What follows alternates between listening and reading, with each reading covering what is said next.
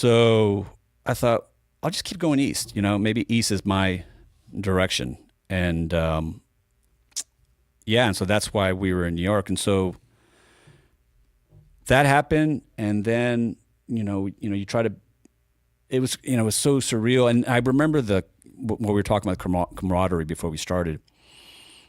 That's when New York was magical. It was really the most magical place you could have ever been in. People would stop, they would help you, and I remember on the west side, and this went on for a long time.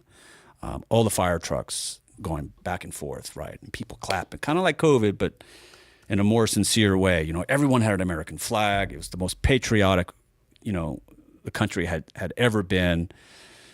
It was a wonderful place. People were looking out. It was a scary place too, because you would read on the paper, okay, Taliban is choosing next targets, anthrax in the subways, and you'd be on the subway going, oh fuck.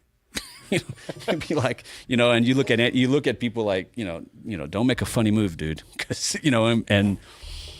and so it was a great place. It was wonderful, man. It was just really fun, and it was safe. It was kind of a love fest. People wanted to help each other.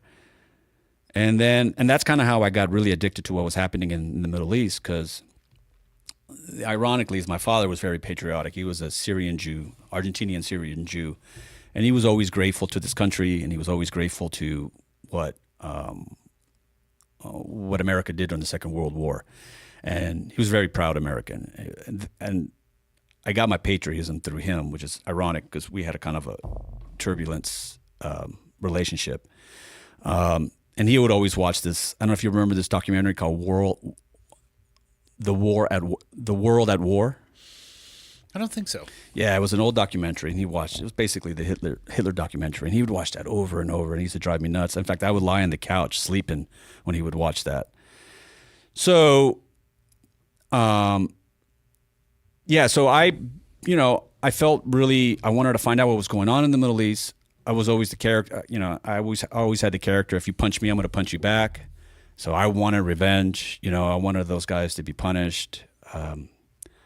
I was one of the people who wanted the Iraq War. So was I. Yeah. Time and context is a bitch. Yeah.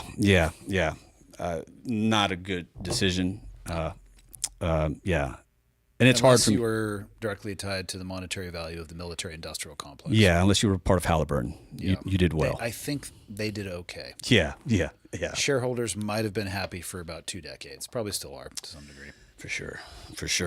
Why'd you leave New York? Because I was asking you where you came from here today, and you said back in Tejas.